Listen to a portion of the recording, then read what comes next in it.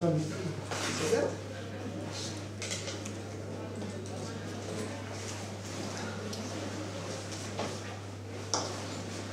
tu hai il suo email? Sì. Ok, puoi girargli il PDF. Devo già perfetto, super.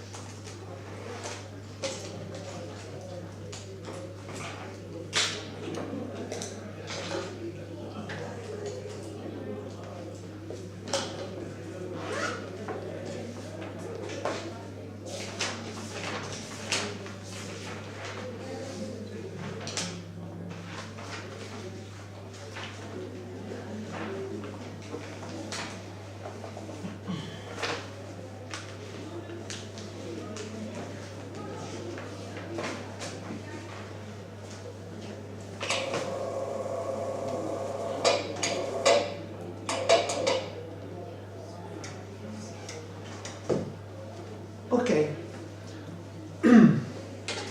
So yesterday we concluded a very brief introduction, well, not very brief, honestly, a little bit too long maybe, to introduce the GFD. So we finished with this slide defining the differences between atmosphere and ocean, which are quite obvious.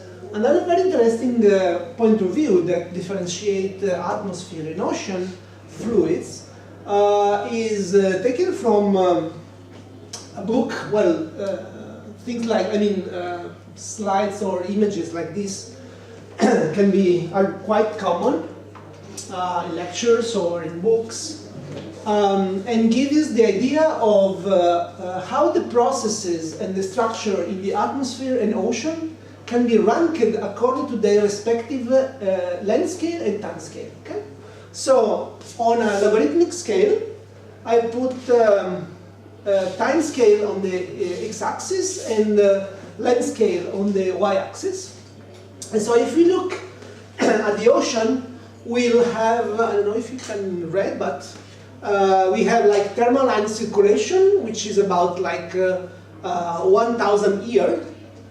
And range about 1,000 kilometers. Okay, so this is the largest phenomena that you can have in the ocean. On the other side, the atmosphere, we have planetary waves, which are larger than 1,000 kilometers and have characteristic time scale about 1 year. And then if we go down, exactly like the so-called turbulent cascade, you know that you have, when you have energy, which is basically supplied by the sun, of course, but it's supplied on the large scale, like all the entire planet. So then the energy is transferred to scales that are smaller and smaller. So from in the ocean, we have the thermal line circulation, the circulation cells, geostrophic eddies, and then fronts, different kinds of waves, boundary layer turbulence, microturbulence, wind sea, and so on. Okay, so we are going quite smoothly from large time and length scales up to small time and length scales. And similar we have in the atmosphere, from planetary waves, cyclones, cloud cluster, thunderstorm, and so on, up to microturbulence. So, if you remember, we can put a barrier to 1 day, because you remember that GFD consider only processes longer than 1 day. So we reach up to the fronts, let's say here, and here up to the, let's say, cyclones, cloud clusters, okay? And eddies in the ocean and cyclones in the atmosphere are the phenomena which contains the maximum of energy, okay? As we said yesterday, from the so-called natural scale that we extracted in a very, very easy way. Okay, so today we start with the, let's say, real aspect of the course, which is to consider, to start from when you finish it actually, which was,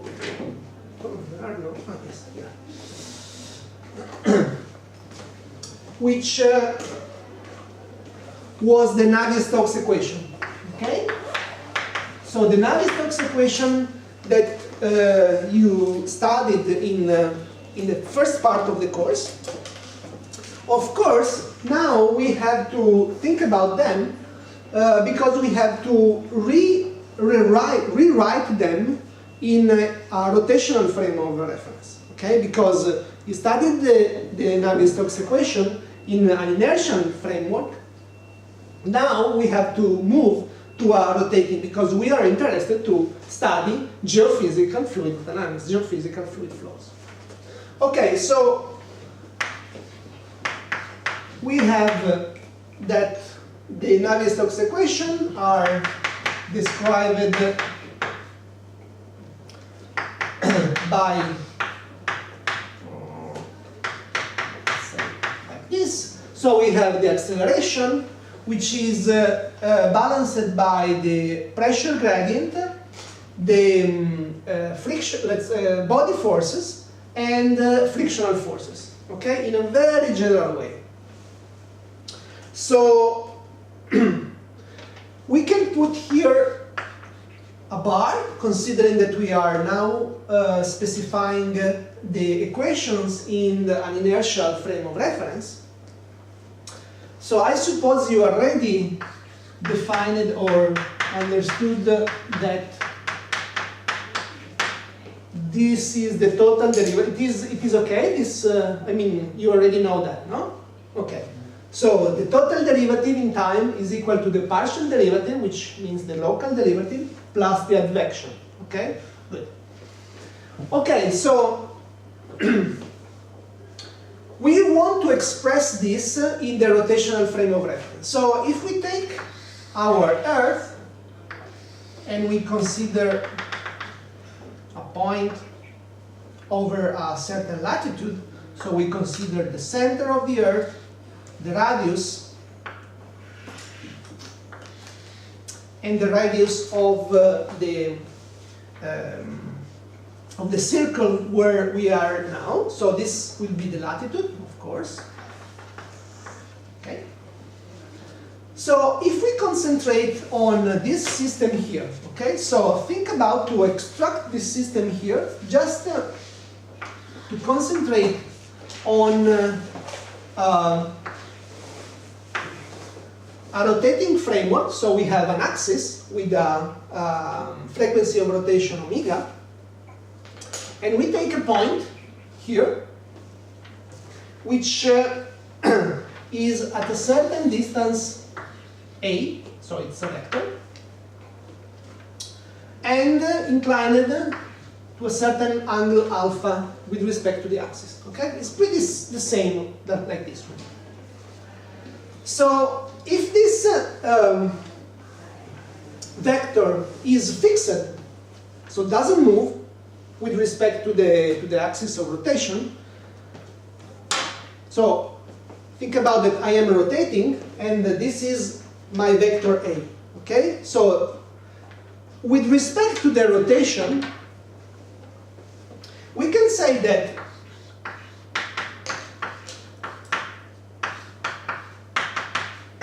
the velocity, which is the time derivative of A with respect to time, is 0.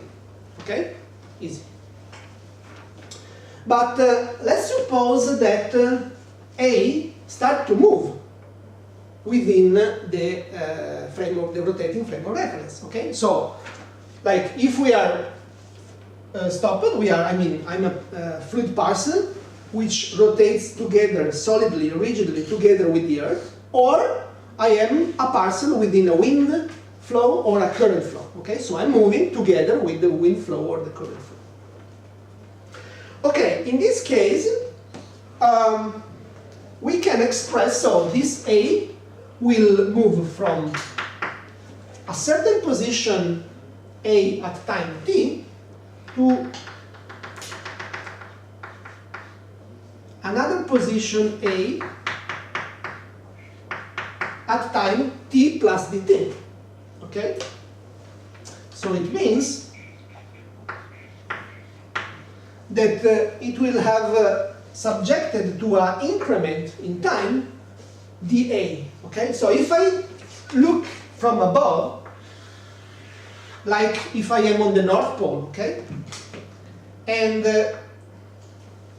I consider, like, I can also put like the radius, okay?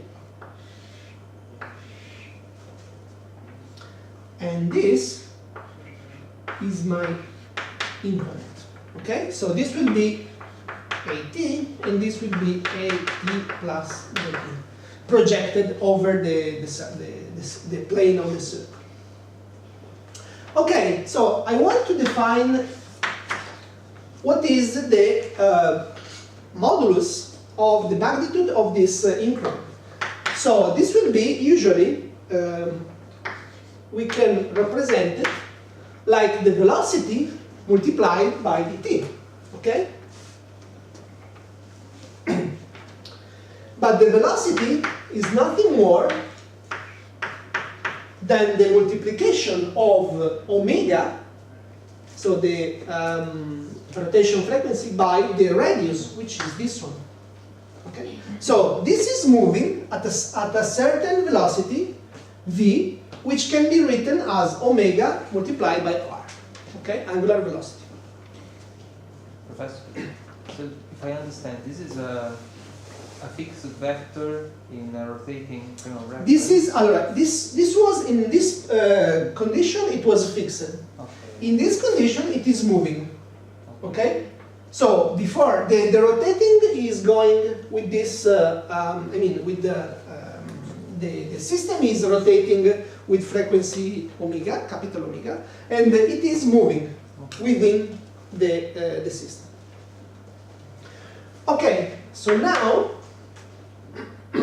we can rewrite R like A by the sign of alpha. Okay? So omega A sine alpha dt. But this term here is nothing more than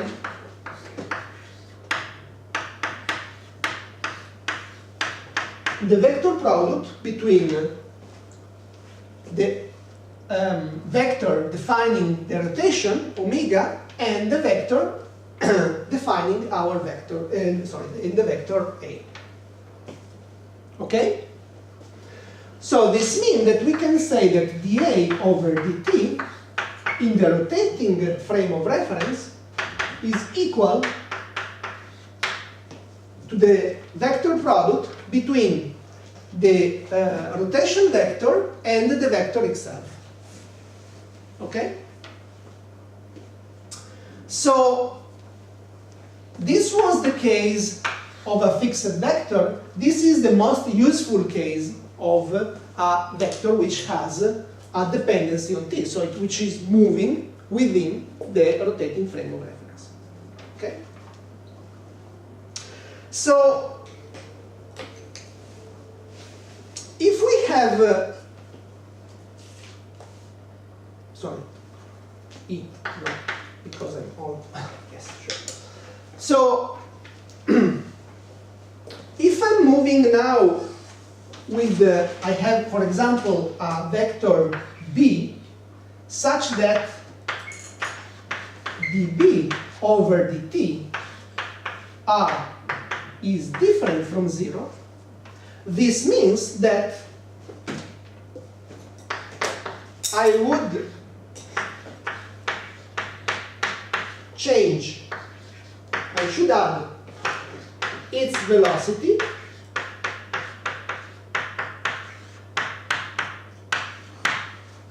plus this point here, plus this term here. Okay? So this means that I'm having also a velocity within the rotating frame of reference. Okay? So in this case, this was like moving. This was, sorry. In this case, it is fixed. Okay? In this case, I'm going to describe, much better, I'm going to describe the dA, the increment dA, from the inertial point of view. Okay? More clear. So now we add also a velocity, like I said before, a velocity to the vector. So we have a velocity within the rotating frame of reference. So, like I said before, a parcel moving in a wind flow or a current flow, so that the final transformation of the vector from an inertial to a rotational frame of reference is this one. Okay? So, recapitulating. This is the case where the velocity within the system, the rotating system, is zero. And this is how an inertial observer is describing the movement of the vector from outside of the rotating frame. Okay? Just with this expression here. Of course, if omega is zero, this remains exactly zero. Okay? If we also had, so if we take another vector b, which has a velocity which is not zero within the rotational frame of reference, so we have to add its velocity to the previous term in order to describe the velocity of this vector in the inertial frame of reference. Okay? So this is the most general expression for a vector which wants to be described from an inertial point of view. Okay? A vector which is moving, which is living within a rotating framework. Okay, so now we can use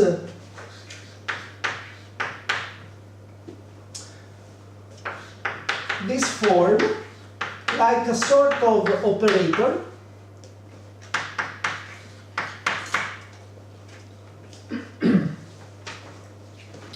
and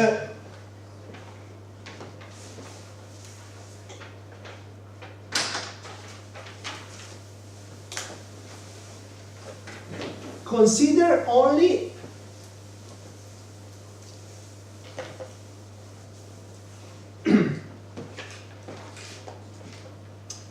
this expression here and try to see what happened to this term here, which is the only term which has the time derivative in the Navier-Stokes equation. So, of course, u is the derivative of a certain terms r. Okay, so if I am here and I'm moving, for example, on the sphere, okay, of course I can define the velocity as the time derivative of the position. So here I have to describe the variation of the velocity, the acceleration. So I will have to express, so du over dt in the inertial frame of reference will be, so I have to express, to apply the operator for the transformation from from an inertial to a rotating framework twice to the position r. Why? Because I have ddt, dr, dt. Okay? So this means that I will have ddt plus omega, ddt plus omega applied to r. Okay? So first derivative and second derivative. Okay? So let's see what happened. So we can start with this one. So we will have ddt plus vector product. Then we will have dr dt plus omega r. Then I apply this to this, so I have d dt dr dt plus d dt to the second term, which is this one. Okay, then this applied to this one.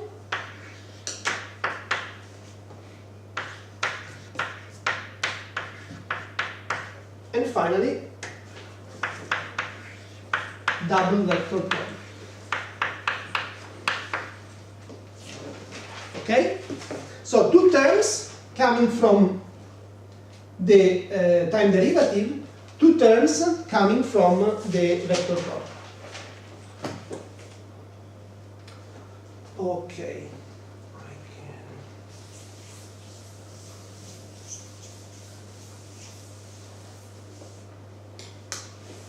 So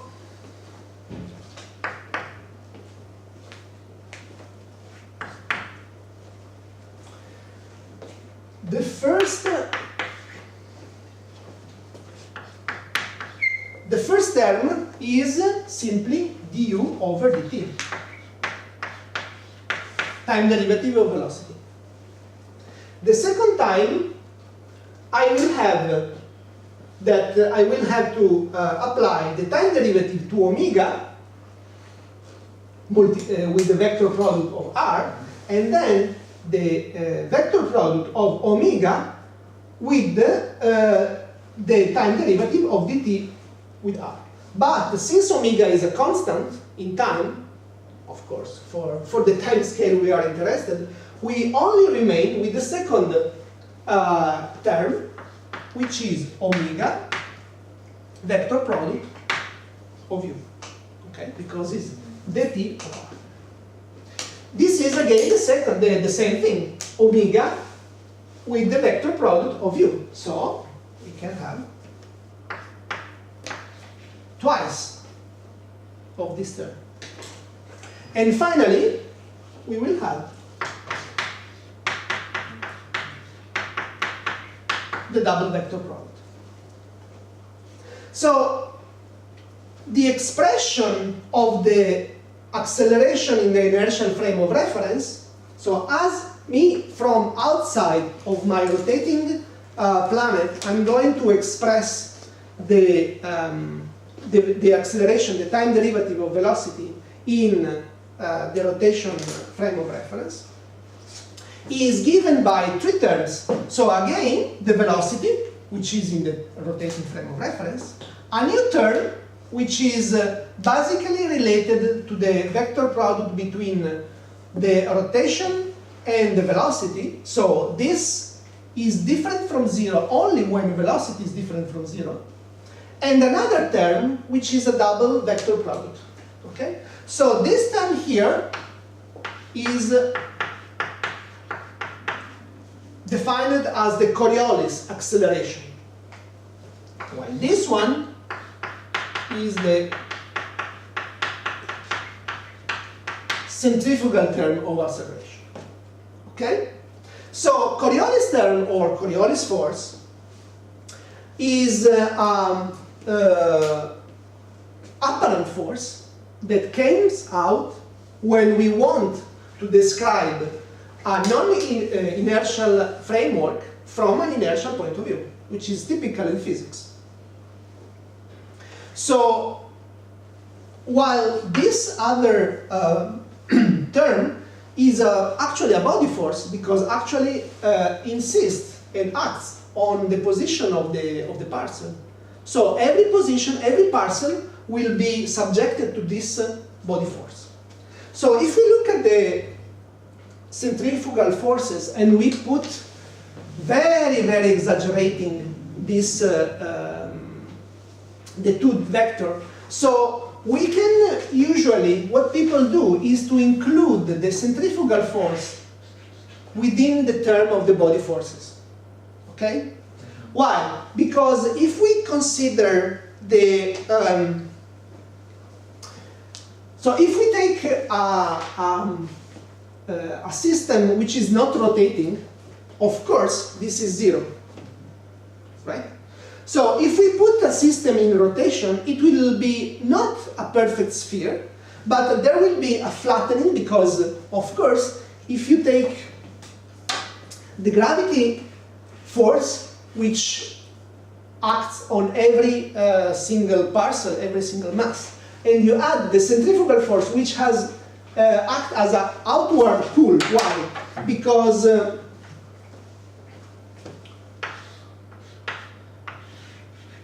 so if we consider the mass here, to this mass here we will have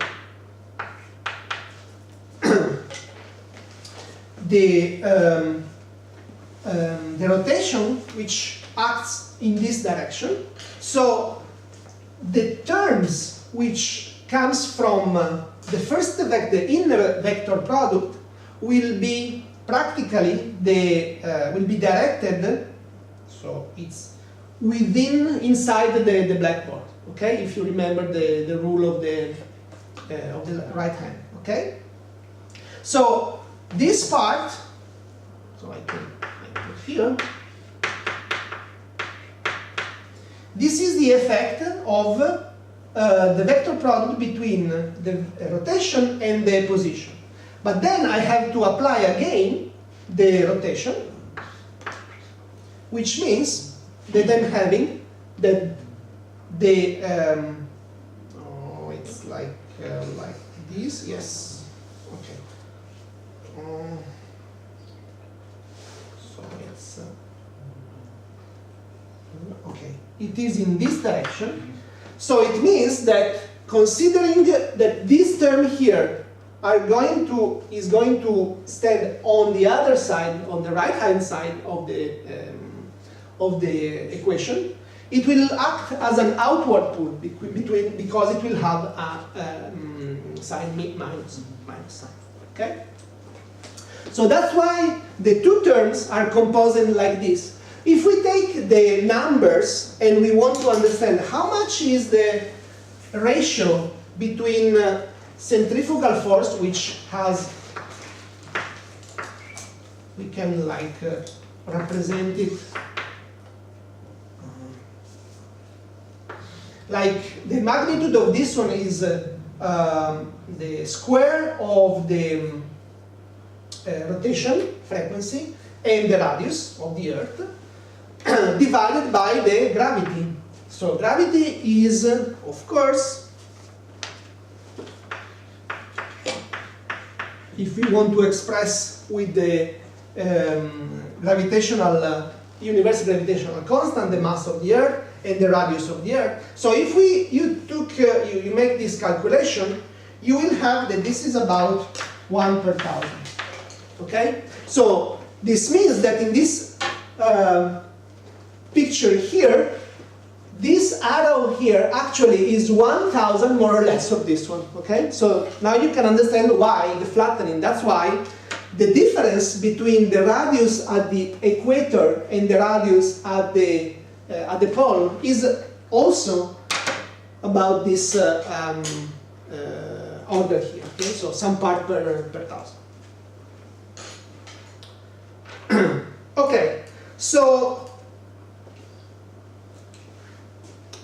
Okay, so we can, for the moment, forget this one. We know that will be within the body forces, which obviously is gravity. Okay, in our case, minus. So let's come back to the Coriolis. So Coriolis is not very easy to understand. I mean, I found different videos. And because I think that with images it's a little bit more easy to understand. And there is one which was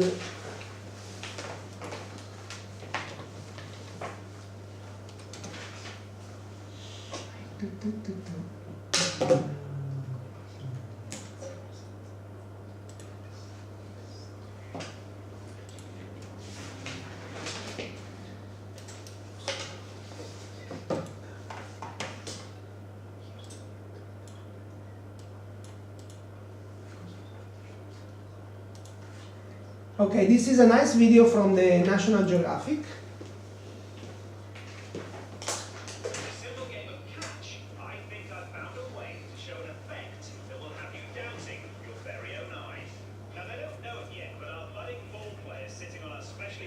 Okay, now the system is fixed. Easy.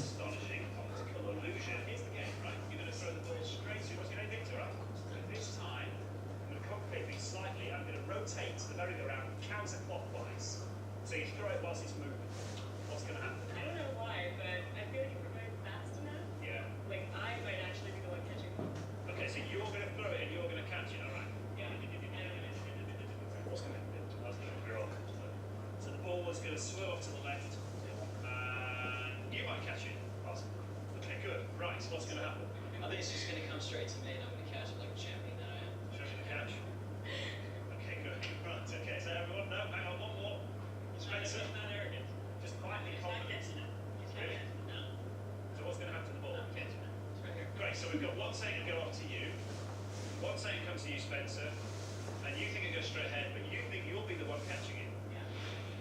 Okay, so this is the idea. The ball is like a parcel of fluid.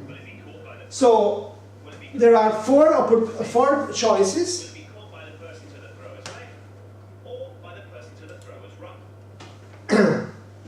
The ball is taken by the thrower, the ball is caught by the opposite thrower, the ball is caught to the throwers on the left or on the right. According to you, which is the correct answer? A, B, C, or D? B. Who vote for A? No one. Good. Who vote for B? B. Who vote 2? 2 for B. Who vote for C? No one. C. Who vote for D? 1, 2. The other one, 3. Okay, the other one are not expressed. Okay. So let's see. Be careful. Oh.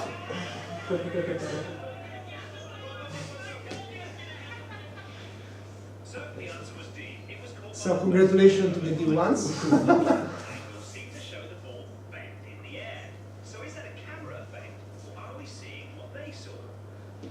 He was very honest.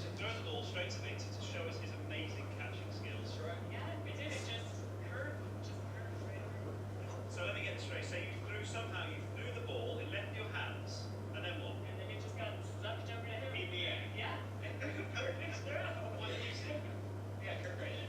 Right, so we all agree here the ball curved in midair. Yeah. And you didn't cheat this at all? No, I didn't. Okay. And do you know why it did that? Yeah. No idea. It's called the Coriolis effect. And it's very simple. It's objects in motion appearing to be, it's an optical illusion, appearing to be deflected off their intended course. So what's actually happening here is you are throwing this ball, you can only throw a ball in a straight line. Can I clear that up straight away? Yes. Even though it appears in your eyes to be bending. So you throw the ball straight, it's still going straight, but the table is moving. And all of a sudden, look who's in front of that straight moving ball, and it looks like it's bent off to the right because you're still looking at the guy you're intending to throw to, and that, ladies and gentlemen, is a Coriolis effect. Okay. So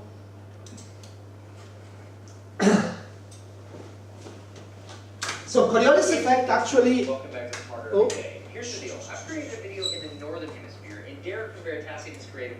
So there are many. If you go on YouTube, it's very useful because helps to understand something which on a blackboard is a little bit difficult because you need to prove it. There are some like this in, I think in Barcola on the on the park. You can do that. You can go there and make some experiment. And you can do with a sheet of paper. You can do with a sheet of paper. You're right. There is another very nice video from the Met Office, not for the from the National Geography, which actually do like Enrico is saying.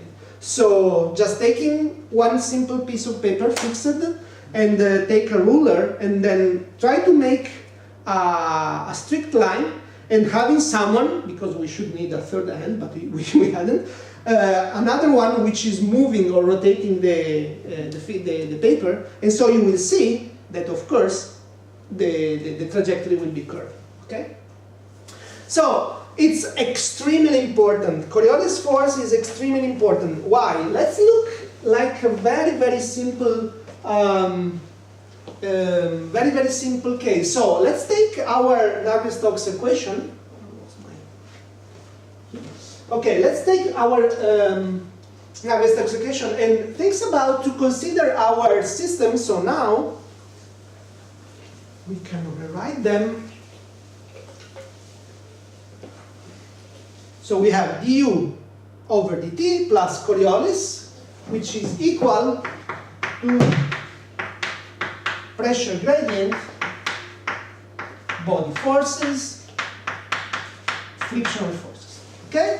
So these are the new form of Navier-Stokes equation for GFD. So if we are in a inertial time of reference, we can express the rest condition like this. Okay? So this is rest condition, uniform motion, constant velocity. So what happened in a rotating frame of reference? So we have to neglect to avoid all the forces, but what we retain is the Coriolis term. Okay? So it means that if we have, for example, a two-dimensional a table plane which is rotating this direction, and we want to express resolve this this system, so we can have that u, of course, will have two components, 1 over x, 1 over y, and then omega, of course, we should represent also the third dimension, right? Because omega is in this one. So no component over the vertical, while this one will be 0, 0, and omega. Okay? So I'm pretty sure that you know the vector product. So if we represent the two components of this differential equation, so we will have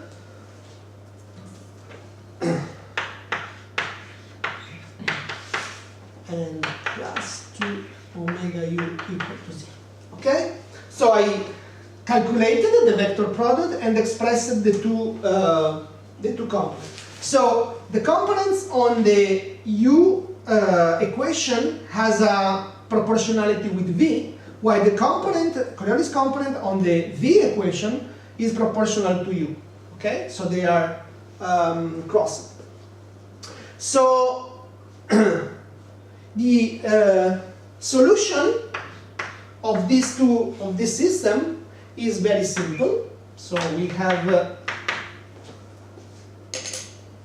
that can be expressed as a capital V as amplitude multiplied by a sine of 2 omega t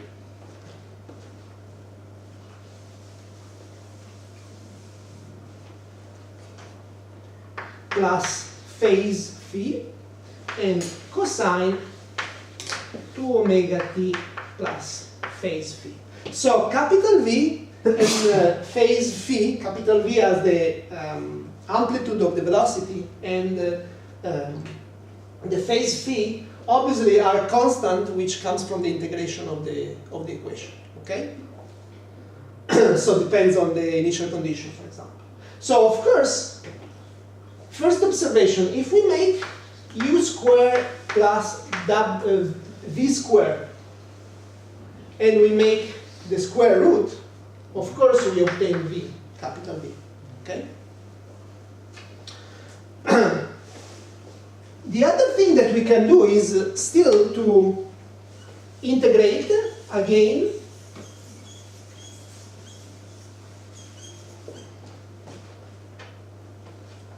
and finding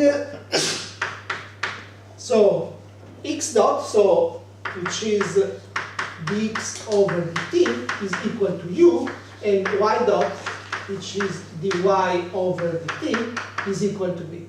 Okay, so we can integrate again this equation in order to find the final solution, which is x and y. So I will write it here. So x and y will be x0 minus v over 2 omega cosine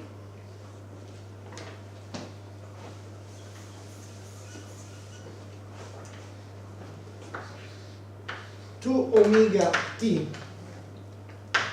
plus phi, and this will be epsilon 0 plus v over 2 omega sine 2 omega t plus phi. Okay, so very nice is to make another consideration on our final solution, that if we put together and rearrange this and we make x minus x0 squared plus y minus y0 squared is actually equal to v over 2 omega squared. Okay? So we are saying that if I have a point on the rotating frame of reference and I want to describe what happened from the inertial point of view, what I have is that this will have a circular trajectory. So what is the direction of the circular trajectory? Is this in this direction or in the other direction? So what do you think? In the same direction or in the opposite direction? Opposite. That's correct. Okay, if you can play with that and, for example, consider like a point which is like, for example, here. So which is I will put it, yes. So x0, y0. And then, for example, think about, okay, what happens if I am in, no, let me check, sorry.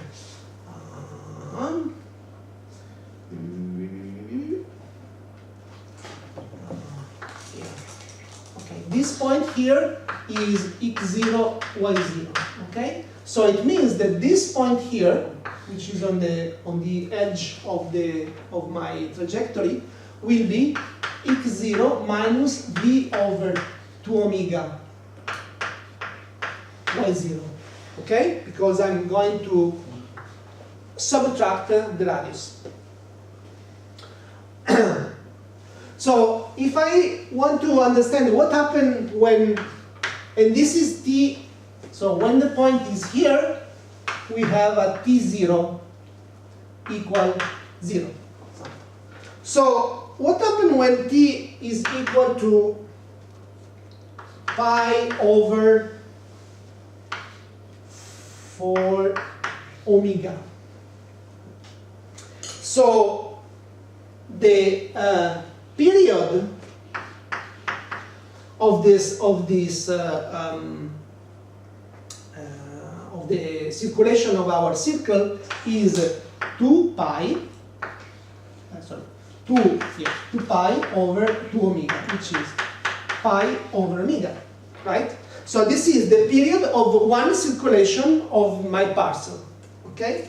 So it means that when the system will have done one rotation, it will, my parcel will have done two, because it is actually half of the time of rotation. Because time of rotation, so we can write it here, is 2 pi over omega. Okay. So, yes, so at this time here, we can see that the position, the new position will be x equal to x0, and the new position epsilon will be epsilon 0 plus v over 2 omega, which is here.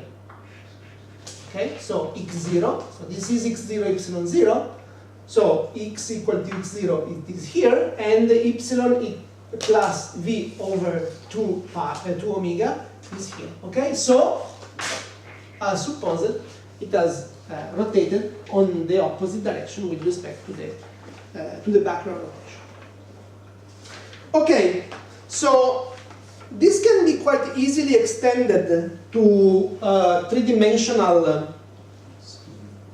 Yeah. The period is nothing more than, so if you have like, you take this as the frequency of the motion, so the period is nothing more than 2 pi over the frequency of the motion in a circular system. It's for any kind of circular motion. It's the time for one revolution. Yeah. So this is the frequency of the circulation for this system. Okay. So the period is always defined as 2 pi over frequency of motion. And the frequency of motion is this one. Okay. This is for any kind of, it's okay for everyone? Okay. So the frequency of motion, of rotation in this case, is omega. So we have that the period is 2 pi over omega. Here is twice omega. So the frequency is double with respect to the ambient rotation. And another question. From the calculations, as if you are assuming alpha is a constant, right? Sorry. The angle alpha is a constant, right? In that case, yes. Now, if, for example, I had something like a balloon whose radius keeps on changing, and the alpha keeps on changing with the same hole. Well, in that time, you have also the velocity within the rotation frame of reference. So it would be the. So you always have that the position in which the first vector is defined, the vector A, is that one, is fixed, okay? Then, if you have the vector which is moving within the rotational system, you still have your velocity, which was, so when we,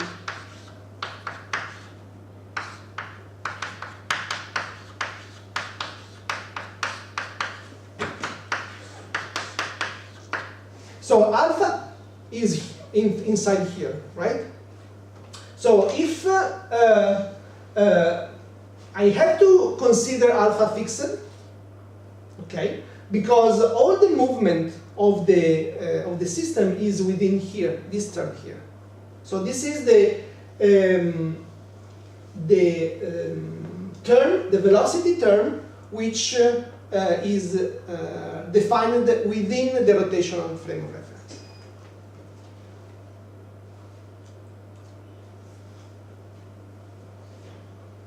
Is it okay? But I thought alpha was in that next. Alpha is here, yes. So what you can have,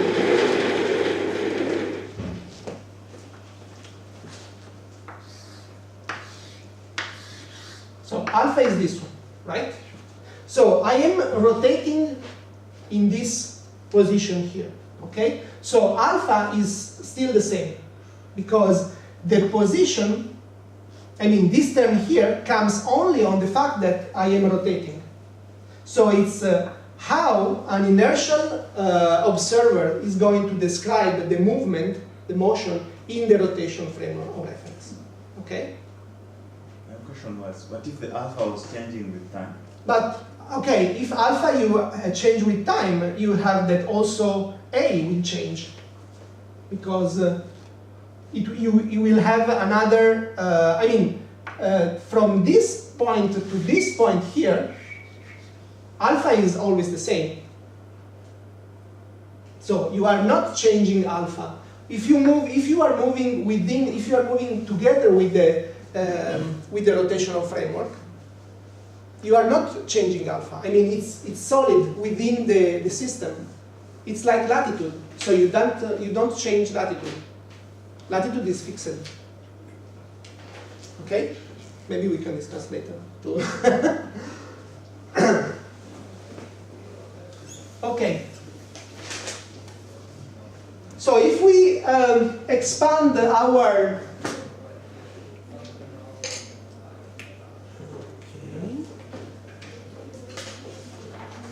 okay, yes, you can find more more details on the Coriolis force on the PDF. Well, this was also very interesting laboratory which is present in Grenoble, which has a 13 meters of diameter where you can make your experiment on a rotating platform in order to simulate the rotation of the Earth.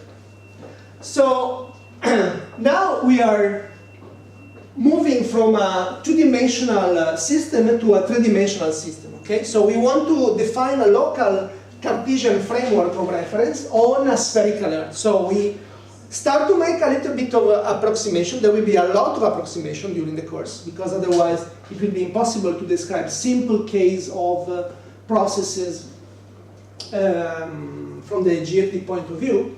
So what we can say is that we will define that our point here, our system, our parcel here, will be defined by the three coordinates x, y, and z, where x is pointing eastwards, y is pointing northward, and z is pointing along the direction of the radius. Okay, so the conjunction between the center of the Earth and the point of the surface where we are now. Of course, this is the longitude and this is the latitude. Okay. So if we rewrite our expression here on a three-dimensional system, we will have that the solution will be quite similar. The only difference is that U now has three components, because we can also have the vertical component, and omega will also have a component along y. Because if we consider like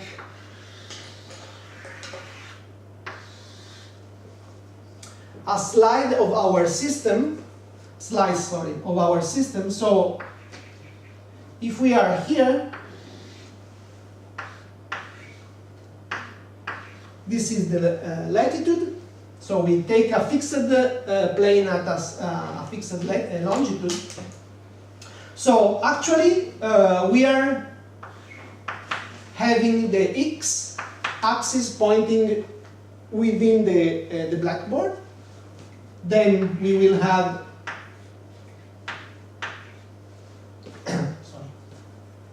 the z, which is in this direction, and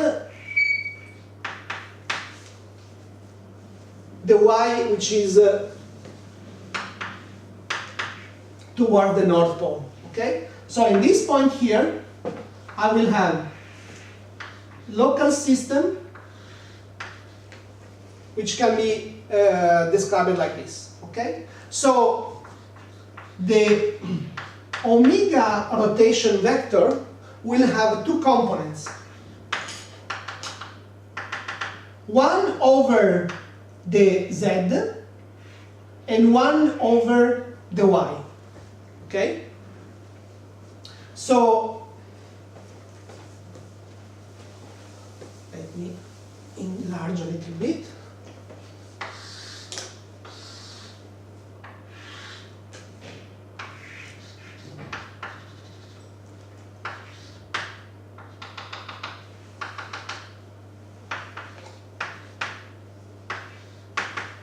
Okay? So in each point on the surface, I can decompose the rotation vector into components, one over z and one over y. So if I again apply the vector product to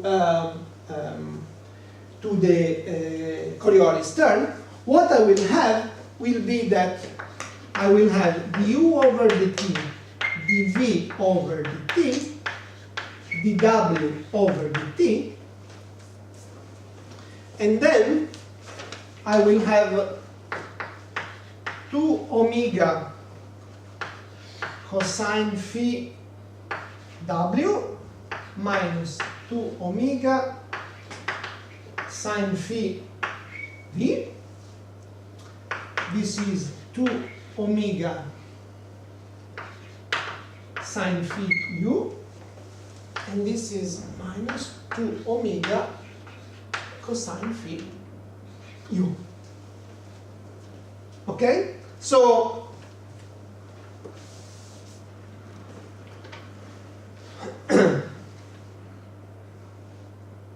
the terms, the Coriolis terms are a little bit more complicated. What usually people do is to define a letter which is f, assigning the product between the 2 omega and the sign of latitude. And this is called the Coriolis parameter.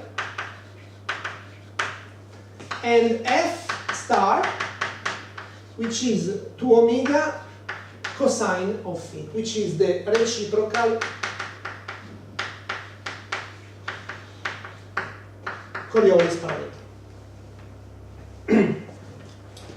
So with these two definition, of course, all the equation comes a little bit lighter, but we can, in any case, apply the argument that we did before. So if we put all this equal to 0, we will see later then that this equation here and this term here can be neglected. We will see in a minute. So trust me for the moment. So what we obtain is something which is very similar to what we found before.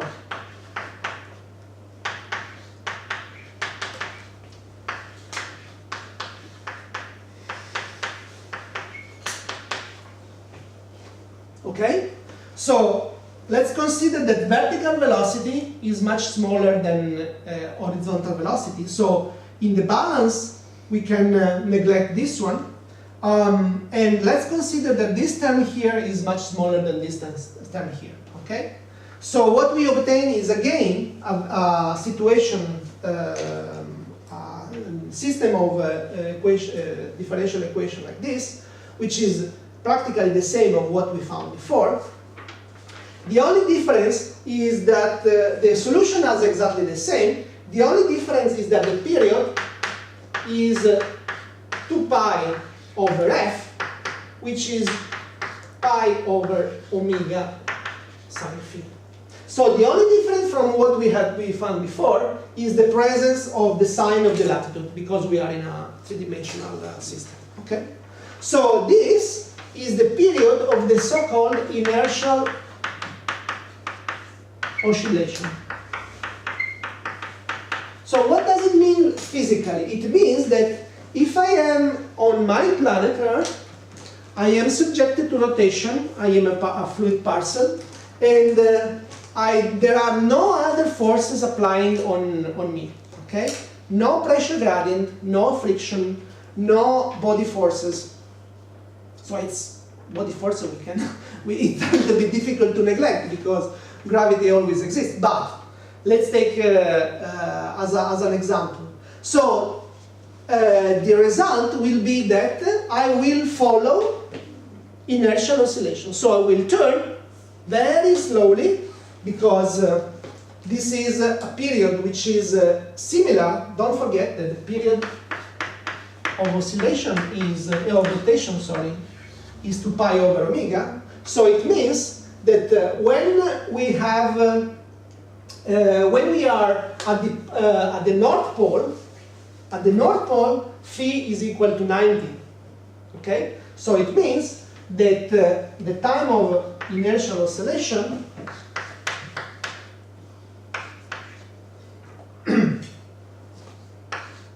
is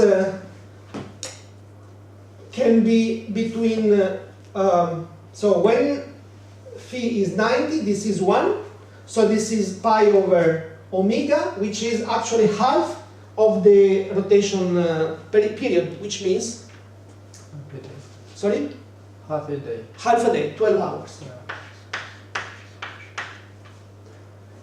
If I am at the equator, of course this is 0, so it goes to infinity. Okay? Mathematically speaking, I can understand. So yesterday I forgot, but I will ask my excuse to mathematics people because there will be a lot of approximation which are not formally correct from the mathematical point of view, but if you study physics, you know that in some occasion we have to a little bit relax the approximation, the rules of mathematics in order to express and to describe our reality. Okay, so inertial oscillation period is has a minimum of 12 hours at the North Pole, and obviously increase going to the equator. You can find, for example, try to understand how much is, for example, at 5 degrees, and you will find that it will be a little bit, let's say, much larger than 12 hours. Okay. So it's very difficult to observe inertial oscillation, but it was done actually. So in this picture, you will see a very old. All the research going past to the 1936, and where people actually measured inertial observation in the Baltic Sea. So of course you have to think that there should be no wind, no pressure, no, or very, I mean, the right hand side of this equation of course cannot be 0. Can be like an epsilon, which is very small with respect to the left hand side. But still, what people were able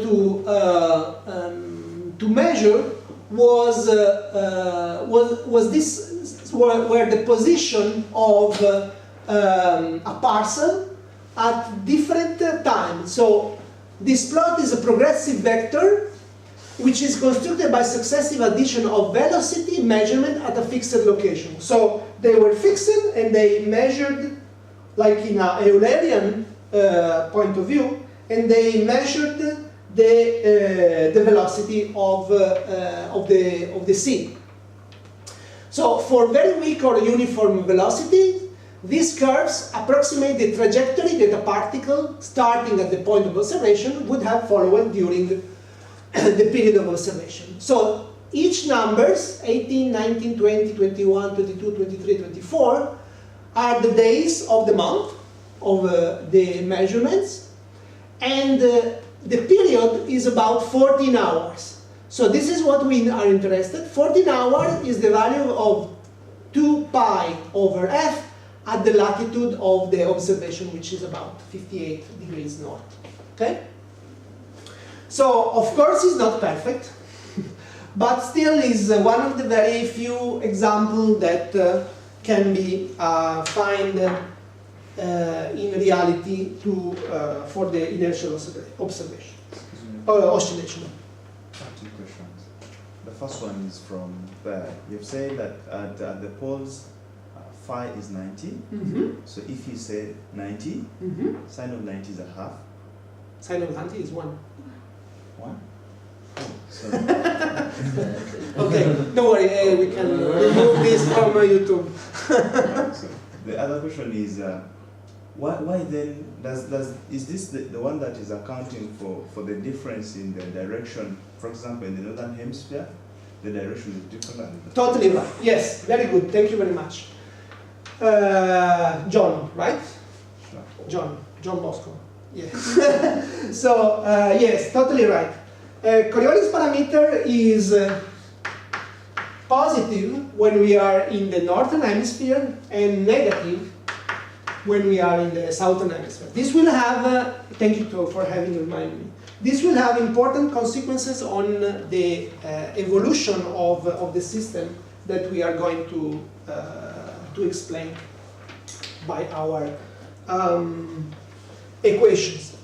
So, now we are ready, we can come back to our equations and we can move towards a more complete description of the GFD phenomena.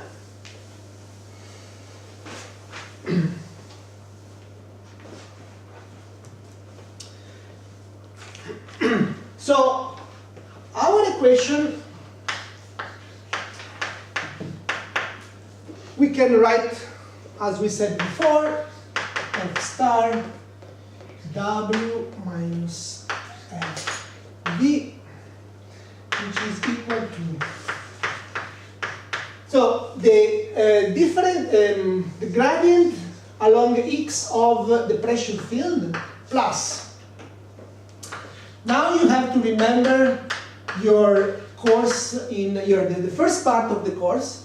So the friction part is related to the stress tensor tau.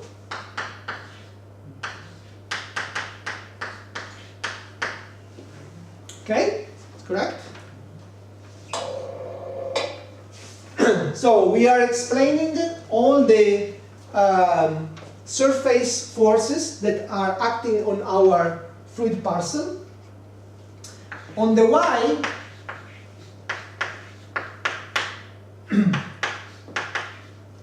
we will have pressure gradient over Y plus tau Yx dx tau Yy over Y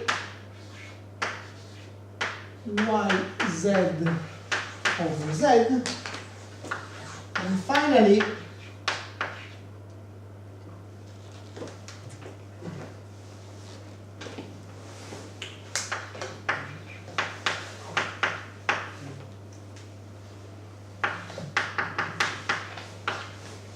over the z direction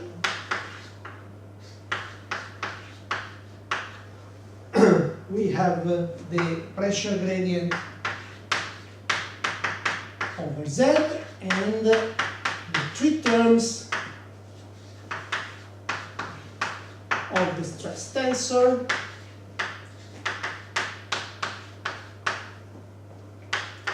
plus, of course, our gravitational term. Of course, gravitational terms act only on the vertical, and don't forget that within this G there is also the centrifugal term, okay? Okay, rho is the density. So you remember that tau, you remember how is the expression for tau in J? Anyone? D? dy over dxg of that. Yeah. u di uj plus dj uy. Okay. Okay, so what we have is here are 3 equations, but we have 5 unknowns because we have density, we have pressure, and we have the 3 components of velocity.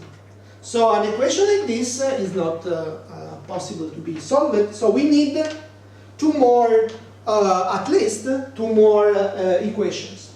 Of course, in order to be more precise, we should write this system in curvilinear coordinates because we are considering a spheric system. But curvilinear coordinates, which have an impact especially on the derivatives, on the space derivative, are all of them proportional to a terms which is 1 over r, which where r is the Radius of Earth. the radius of the Earth. Okay, so if we take in account the scales that we are going to study in GFD, we will have that the scale will have a dimension L, which usually, not always, but usually we can consider it quite safely, much smaller than R. Okay, so all the curvature term can be neglected.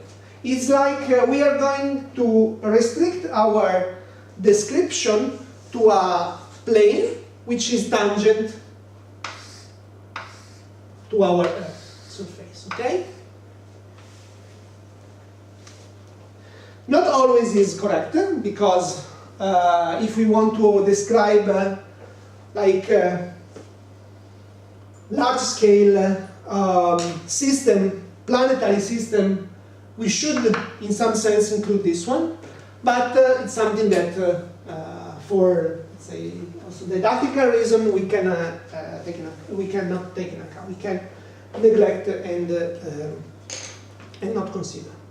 So, first approximation, we can consider the like a portion of the sphere which can be restricted to a plane tangent to the sphere.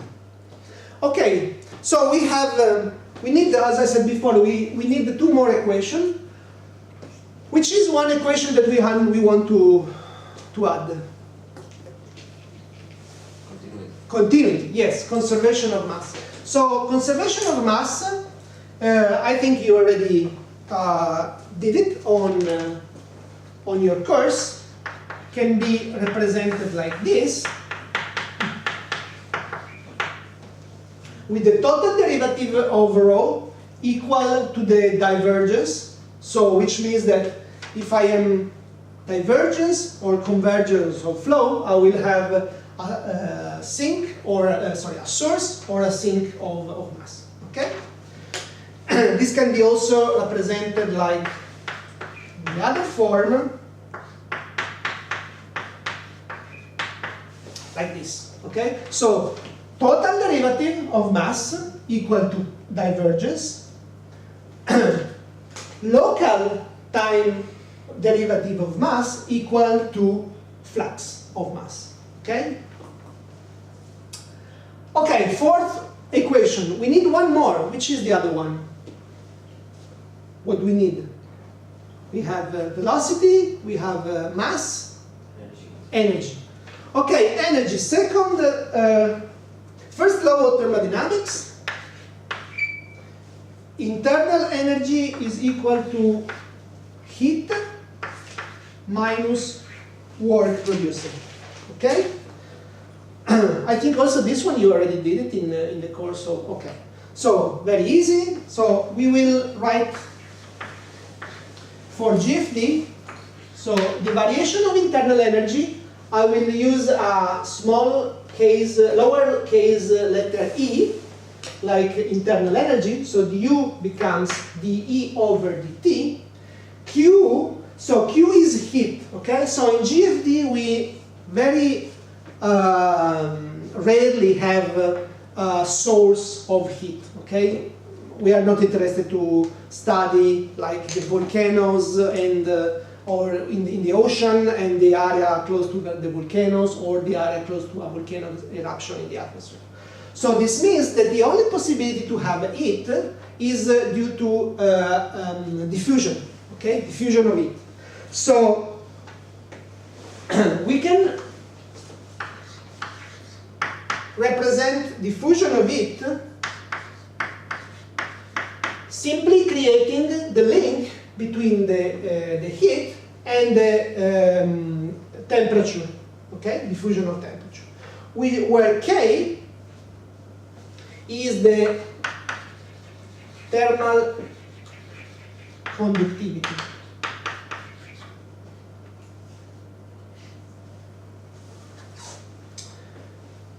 Okay, so we can write it like K rho Laplacian of T. And then what we have as a work, we express the work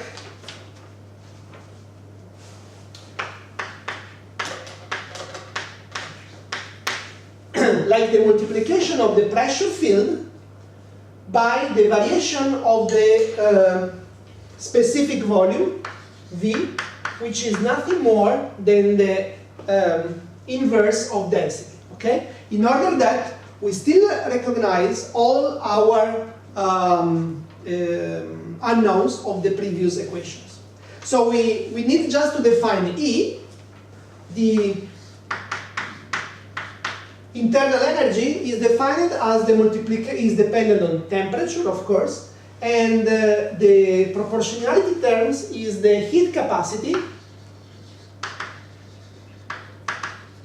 per constant at constant volume.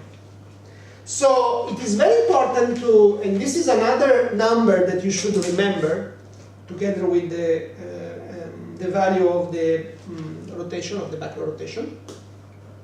So CV, the heat capacity for air and the heat capacity for the ocean or the water, let's say more generally, are very different. So for the air, it is about 718 joule per kilogram, while that one for the water is about 4,000 joule per kilogram. Okay, so there are almost 6 times difference. So the heat capacity for the water is almost 6 times larger than the heat capacity of the air. This means that at the same temperature, of course, a parcel of ocean, of water, will have much more heat within itself, rather than a parcel of air. This is why our ocean is called as a heat storage for our air system, okay? Okay, so we can also substitute this one here. And what we have, if we also work a little bit on this one, so since dV over dt can be also represented like d1 rho over dt, which is equal to minus 1 over rho squared d rho over dt, okay? So we can have here that this term becomes minus p rho squared d rho over dt. Okay? So I substituted the expression of the specific volume in terms of density, but we know that from the continuity the continuity equation, I can also represent this term here with minus p rho multiplied by divergence. Okay? Professor, is it possible that the sign in front of the work done on the fluid has a positive sign? Here? Yes. Well, it depends how do you define the work. It depends on if you consider the work made from the external or from internal. Just a matter of terms. So maybe here we have minus and maybe here is plus. So at the end, let me rewrite here the final expression. So we can put rho on the numerator like in the other equation. So we have rho CV, the time derivative of temperatures, minus P over rho. Oh, okay, okay. P divergence equal to the Laplacian of temperature.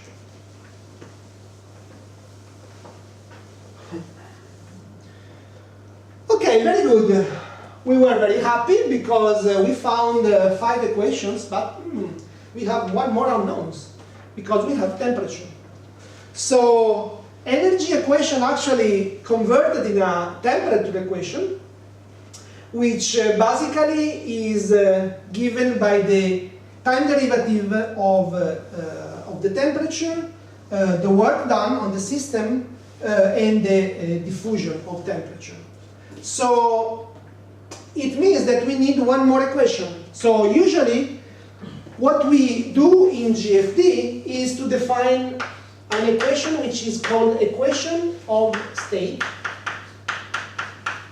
where we relate the density to temperature in first approximation, but also in the ocean to salinity,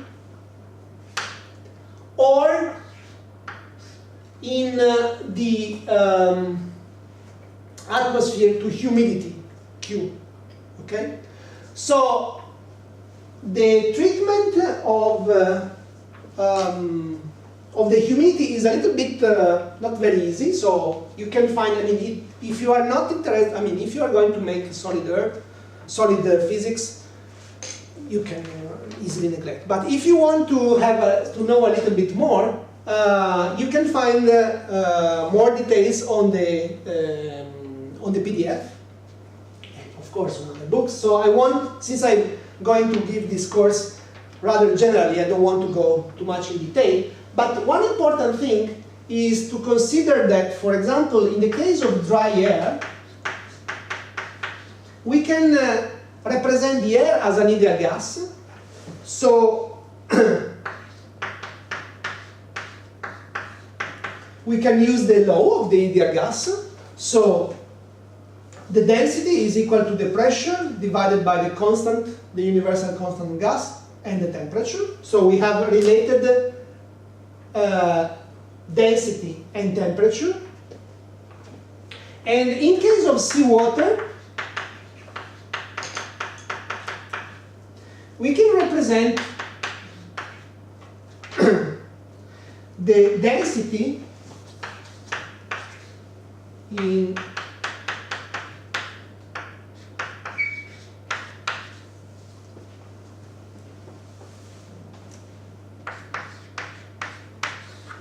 in this case. So these two are the equation of state for dry air and for seawater. For seawater, we have that the density is equal to a background density, rho 0, which is which in first approximation is equal to himself, but depends on temperature and salinity by a couple of constants, which are the constant of thermal expansion and saline constriction. So I mean, it's not important the name, but what is the meaning? It's meaning that, of course, if the temperature decreases, I will have an increase of density. If the temperature increase, I will have a decrease of density. Okay? Opposite with the salinity. Of course, salinity is nothing more than what is salinity in the ocean. Salinity is how much salt, minerals, is present in the water. Okay? So it's actually defined as gram of salt per kilogram of water. Okay? This is the... So this means that salinity actually is dimensionless, but most of the people still use, even if it is not very more accepted, a unit of measure which is called PSU, practical salinity unit. Okay? So in this expression here, so R here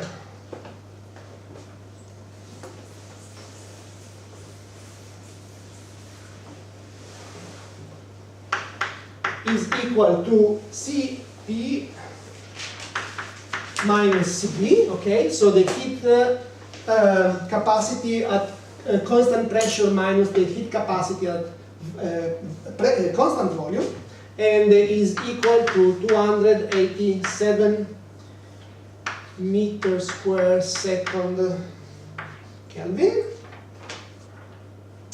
While in this expression here, rho 0, we already found it yesterday, 1028 kilogram per cubic meter.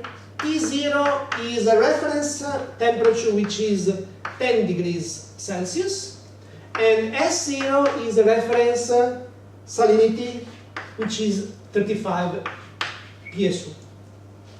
So 35 PSU means that I have 35 grams of salt in 1 kilogram of water, okay? You can understand that if I increase the salinity, of course I increase the mass and I increase the density. So this is the equation of state. You can find different equation of state in the numerical model, of course, the equation of state for the seawater and for the air, which of course dry air is a very harsh approximation. We can use the not the dry air, but the moist air, where you will have that this expression here is slightly modified by a term gamma, which is a number, multiplied by Q, which is the humidity. So, okay, with the equation of state, we are quite happy because we found an expression for an equation for T. But what we have is that both for the air and for the seawater, we have one more unknown: the humidity for the air, most generally, and the salinity for the ocean. So, of course, humidity and salinity will have their own equation. Let's look only for the salinity, which is the most easier. So the salinity can be simply represented like a diffusion equation, where here there is a certain constant of salinity diffusion, and there will be something similar also for the humidity. Okay. Okay. So what we were able to find was the new expression for the seawater and for the air. So mass conservation, the three velocities, three momentum equations, sorry, the equation of state, the energy equation, which is the temperature equation, and the salinity equation. And also, for the air, what we have is the same for the first four. Then we have the equation for the dry air, the equation for the energy, and here is also added an equation for a diffusive equation for the humidity. A little bit more precise is the definition of the potential temperature, zeta, which is usually adopted in the for the atmosphere, which is a function of temperature of the ratio between the background density and the value of density, so this is a constant, and an exponent which is actually the ratio between the constant of ideal gas and the heat capacity at constant volume. Very good. Okay, so yes, with this we can rewrite the energy equation, and we'll found a little bit simpler equation for the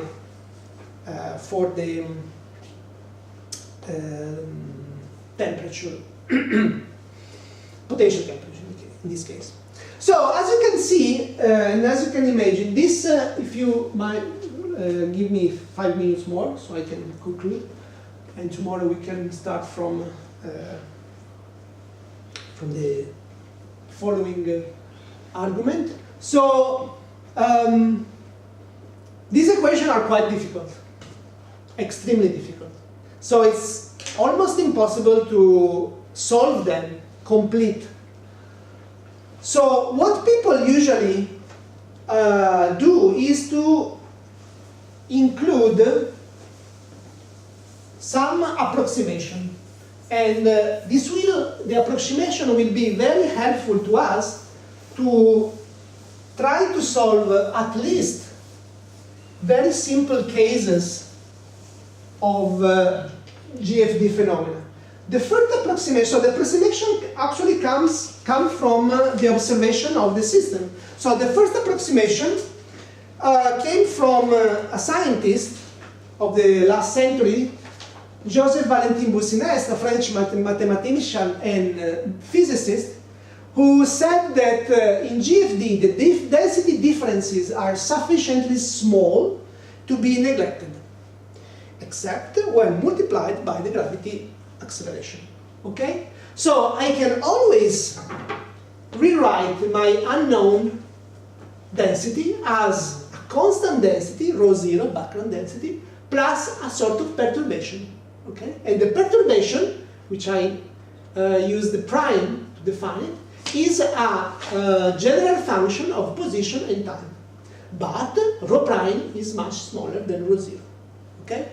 This is quite common because if you think about GFD phenomena, you will have that delta, the ρ prime will be always about 1/100th or 1/1000th of the general, of the background density. So don't forget the background density for air is 3 orders of magnitude less than the background density for the water. But still, if we look, for example, big differences in water, for example, if you remember the equation of state, actually these two terms here are ordered to 10 to the 4th, can be to the -1, and 10 to the 4th. Because this is, of course, a dimensional number. So,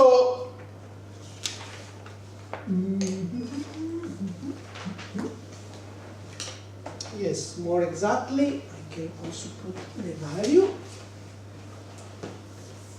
This is 1.7 and this is 7.6. Okay, so thermal expansion and saline contraction. If you fix about T0 equal to 10 degrees Celsius, okay? The difference, for example, between a T of, let's say, 25 degrees Celsius, which can be a water even quite hot, quite warm. I mean, temperature of water can go, let's say, between 9 degrees, for example, 5 degrees in the Arctics, even a little bit less, but can very difficultly they overcome 30 degrees. So you can have that this can be about 20 or 30 degrees delta t, okay?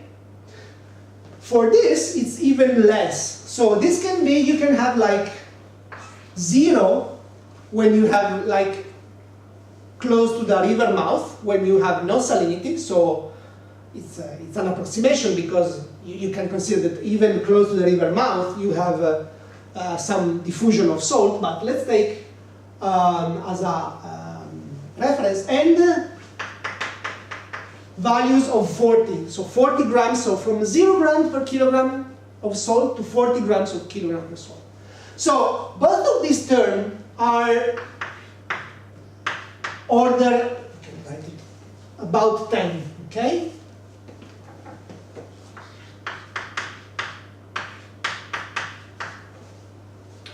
So if I multiply this one by these two, you can see that these two terms have order about 10 to the minus 3.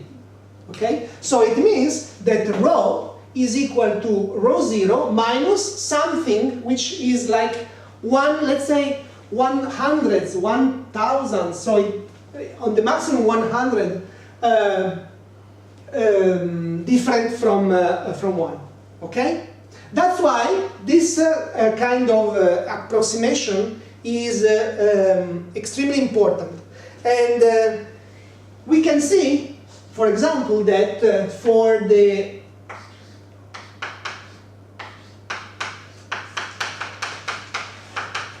mass conservation, if we represent this and expand this like rho dt plus d u dx,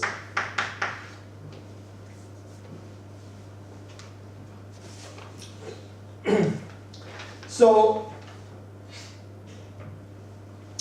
what we know from the geophysical fluid dynamics observation is that usually the variation in time and in space of sorry, let me write correctly this one.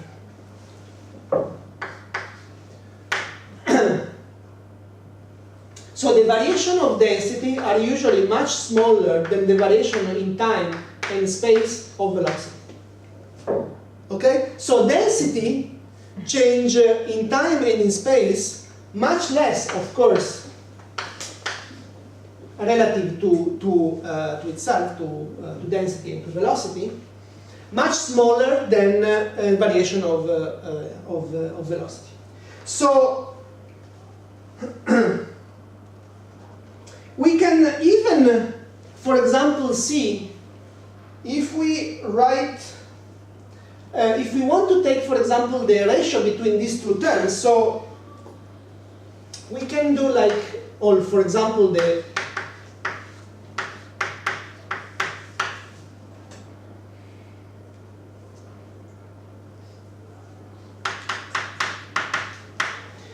other form, with the total derivative. So let's see what is the value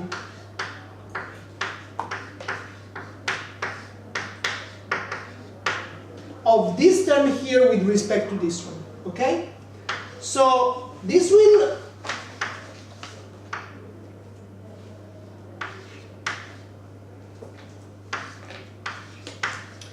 can be represented like 1 over rho multiplied by a certain scale of density variation divided by a certain scale of velocity variation. Okay?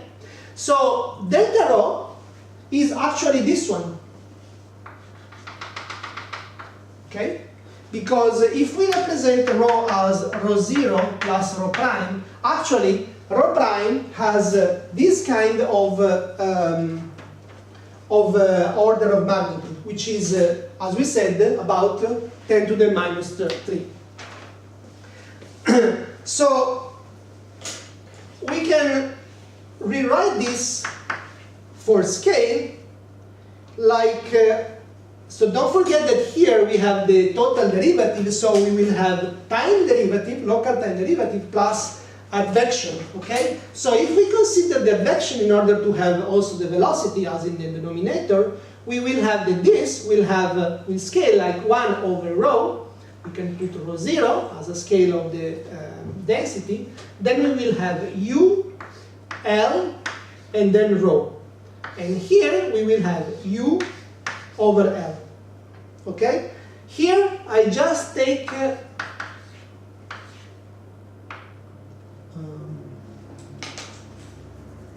U, for example, the first term of the advection, and here I just written, for example, du over dx. Okay?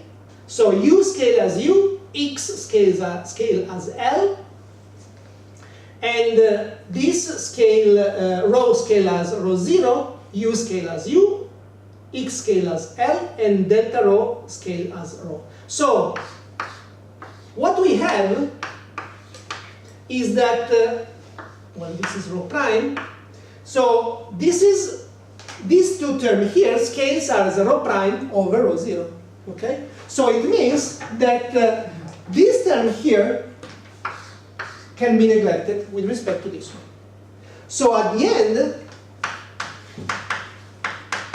the continuity equation has been reduced very strongly in a divergence-free equation. So it means that if I'm using the Bose-Index approximation, I can represent my fluids by having divergence equal to 0. Okay?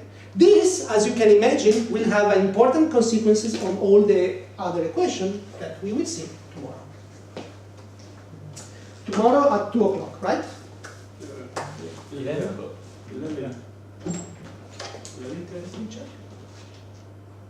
11, you're right.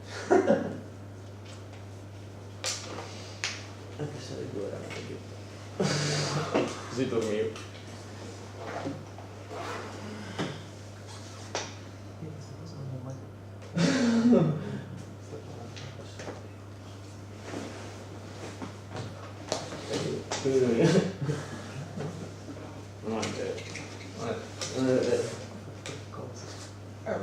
Ma fate bene.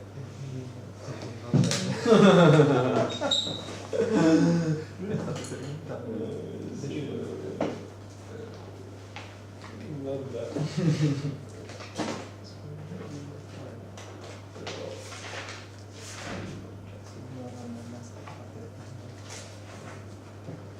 Io non ho studiato. Non pazienza.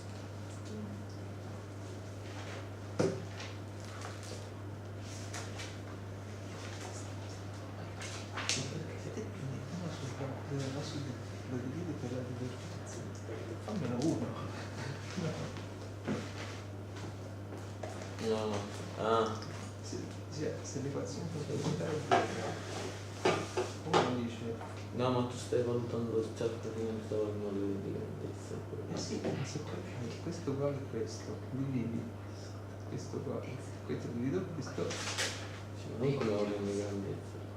beh, se fa uno vuol dire che devono avere gli stessi ordini di grandezza. Infatti no, infatti